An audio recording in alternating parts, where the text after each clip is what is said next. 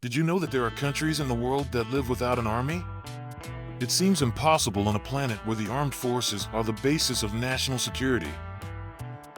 But then how do they manage to defend themselves? And how safe are they really? Stay tuned until the end because I'm going to tell you a reason you probably never imagined about why some people resign from their armed forces. Let's start in Europe with Andorra, a microstate located in the Pyrenees, which stands out for its unique defense system. For centuries, this country has opted for neutrality, avoiding maintaining a permanent army. Instead, it has established solid agreements with its neighbors, Spain and France, which commit to guarantee its security in the event of an external threat. Domestically, Andorra has a well-equipped police force that is trained to deal with emergency situations. Another European country without a standing army is Iceland, an island in the North Atlantic. Since its independence in 1944, Iceland has pursued a defense policy based on international cooperation. As a founding member of NATO, Iceland relies on the commitment of its allies to ensure its security, with the United States as one of its main partners. Today, the country's defense combines several elements: the Icelandic Coast Guard, known for its effectiveness in rescues and maritime surveillance. It also has a national police force for internal security, a well-structured civil defense system, and international cooperation agreements.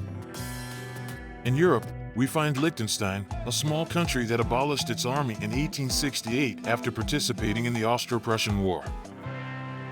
The decision was motivated by two main factors: the high cost of maintaining armed forces and the desire to preserve their neutrality in international conflicts. An interesting anecdote surrounding this event is that, according to legend, when Liechtenstein sent 80 soldiers to war, 81 returned. Apparently, a soldier from another nation joined their ranks and decided to return with them, leaving a curious historical note. However, this story is not supported by concrete evidence and is considered more myth than fact. Today, Liechtenstein's security depends on its national police and agreements with neighboring countries, especially Switzerland, with which it maintains close cooperation in case of emergencies or threats. Monaco is another of the smallest countries in the world and does not have a standing army. Since the Treaty of 1861, the Principality has been under the protection of France, which undertakes to guarantee its defense in the event of external threats. Although Monaco lacks conventional armed forces, it does have the Carabinieri Corps, which is responsible for maintaining public order and providing security for the prince. This body includes a ceremonial guard which, in addition to its protocol duties, symbolizes the country's stability.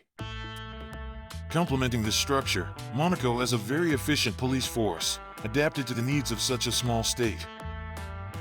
San Marino, the world's oldest republic, is another example of a microstate that has opted for a defense strategy based on neutrality and international cooperation.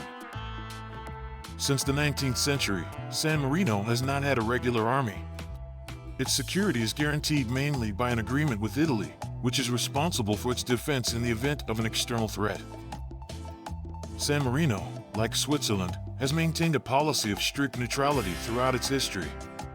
This neutrality, combined with its small size and geographical location, and its agreement with Italy, have contributed to its security.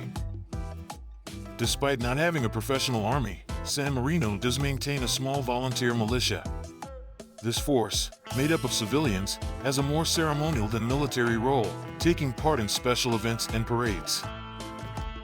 Vatican City, the smallest state in the world, also does not have a standing army. The Swiss Guard, with its long tradition and loyalty to the Pope, plays a key role in internal protection. At the same time, the bilateral agreement with Italy guarantees the external security of the Vatican. State neutrality and close collaboration with other countries have enabled the Vatican to maintain a high level of security over the centuries, adapting to the challenges of each era. We now travel to Central America, where we find Costa Rica, which made the historic decision to abolish its army in 1948, after a brief civil war. Currently, Costa Rica defends itself with the public force, a national police force prepared to handle internal threats and emergency situations. But what if it faces an external threat? The country relies on its participation in international bodies such as the Organization of American States, OAS, and the United Nations, which guarantee support in cases of conflict. A fascinating and unique tradition takes place every December 1st in Costa Rica, where the nation proudly commemorates the day of the abolition of the Army. This annual celebration not only honors the historic decision to dissolve its military, but also serves as a powerful reaffirmation of Costa Rica's unwavering commitment to peace, democracy, and social progress. By choosing education, health, and sustainability over militarization, Costa Rica has positioned itself as a global beacon of stability and an inspiring model for countries aspiring to prioritize human development over armed conflict. Continuing in the region, we have Haiti, a country with a history marked by political instability that, in 1995, made the radical decision to dissolve its army. For decades, the armed forces have been at the center of coups and foreign interference, making them a symbol of violence and repression. Today, the country's security falls to the national police, although it faces serious limitations in addressing the numerous internal challenges. Despite these efforts, violence and insecurity remain serious problems, reflecting the complexity of its situation. Another Central American country without a permanent army is Panama, which abolished its army in 1994. This decision was taken as part of an effort to consolidate democracy and avoid the repetition of internal armed conflicts that marked much of its history. Panama has a unique strategic element, the Panama Canal, a key infrastructure for global trade.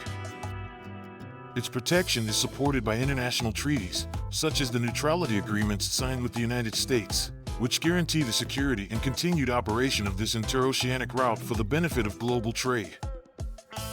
Finally, we have the countries of Oceania. In this region we find Nauru, Kiribati, Samoa, Tuvalu, the Marshall Islands, Palau, and Vanuatu, all of which have not had a permanent army since they gained their independence between the 1970s and 1980s.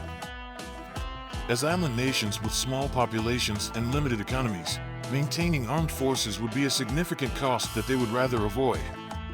Instead, they devote their resources to tackling pressing problems such as climate change, a direct threat to their territories due to rising sea levels. And how do they defend themselves? Palau, the Marshall Islands, and Micronesia, for example, have free association treaties with the United States, which means that the United States will take care of their military defense if necessary. On the other hand, Samoa relies on New Zealand as its main ally in terms of security. Some countries gave up their armies as a message of peace, prioritizing resources in key areas such as education or democratic stability, while others opted for international cooperation agreements with allied countries or institutions to guarantee their security. What do you think? Do you think that any of these models could be followed in your country? Tell me what your country is and why yes or why not. Leave it in the comments. And if you like this video, share it and tell me in a comment. I'd love to know. And if you think we deserve it, you already know how important your like and subscription is for our growth. Thank you and see you in the next video.